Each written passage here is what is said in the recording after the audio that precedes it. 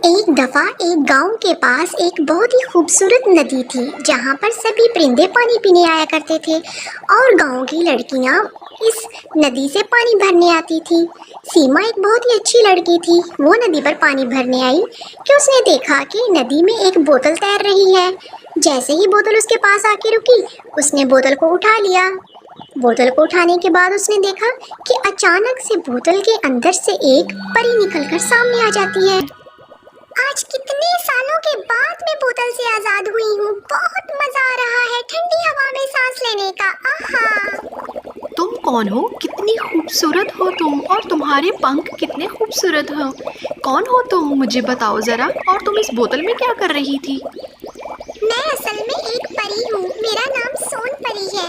मुझे एक जादूगरनी ने इस बोतल में बंद कर दिया था, लेकिन बदले में मैं तुम्हारी कोई सी भी 3 ख्वाहिश पूरी करूँगी। जल्दी से मुझे अपनी 3 ख्वाहिश बताओ। ये नदी हमारे गांव से बहुत दूर है। तुम ऐसा करो कि मुझे ये घड़ा उठाना ना पड़े, ये बहुत भारी लगता है मुझे।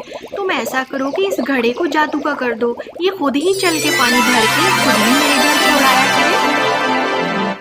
अब सीमा के घड़े में जादुई ताकत आ जाती है। सीमा आगे आगे जाती है और घड़ा पानी लेकर पीछे पीछे जाता है।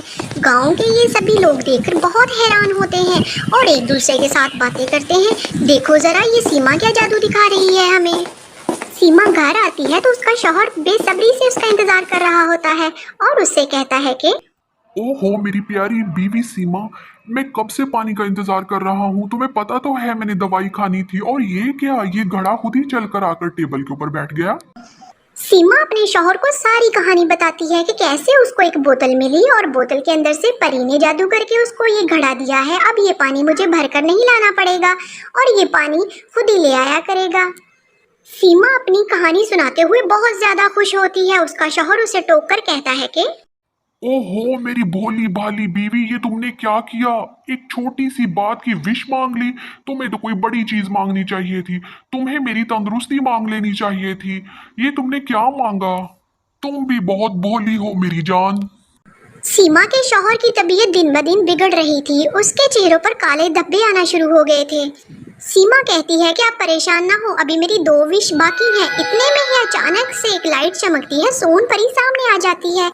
ओह अल्लाह का शुक्र है कि तुम आ गई। अभी मेरी 2 विश पड़ी हैं। मेरी दूसरी विश ये है कि तुम मेरे शौहर को बिल्कुल ठीक कर दो।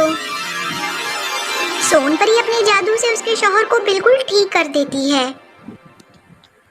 अब सीमा और उसका शौहर बहुत ज़्यादा खुश होते हैं। सीमा कहती है कि सोन परी, अभी मेरी 1 विश बाकी है। तुम ऐसा करो, मुझे ढेर सारा खजाना चाहिए। मुझे अपने दिन बदलने हैं। हम गुर्बत वाली ज़िंदगी काट काट कर थक चुके हैं। ठीक है सीमा, मैं समझ गई हूँ। तुम ऐसा करो, मशरक की तरफ जाओ और वहाँ पर एक गार है। गार के मुंह के आगे पत्थर है। जैसे ही तुम वहाँ पर जाके बोलोगी कि सोन परी के पत्थर पीछे हटो, रास्ता दो, तो गार खुल जाएगा। ये कहकर सोन परी गायब हो जाती है। अब सीमा और उसका शौहर जंगल में जाते हैं और वहाँ जाकर देखते हैं कि एक गार के आगे पत्थर है। सीमा कहती है, मुझे लगता है ये वही पत्थर है। सीमा अब कहती है कि सोन परी के पत्थर पीछे हटो, रास्ता दो, तो इतने में ही गार खुल जाता है और वो दोनों मियाँ बीवी उस गार के अंदर चले जाते हैं। जैसे ही वो गार के अंदर जाकर देखते हैं, ढेर सारा सोना, हीरे, जवाहरात वहाँ पर होते हैं। वो दोनों मियाँ बीवी बहुत ज्यादा खुश होते हैं। अब उनके दिन बदलने वाले होते हैं। सोन परी से की गई नेकी का बदला अब उनको मिल रहा होता है।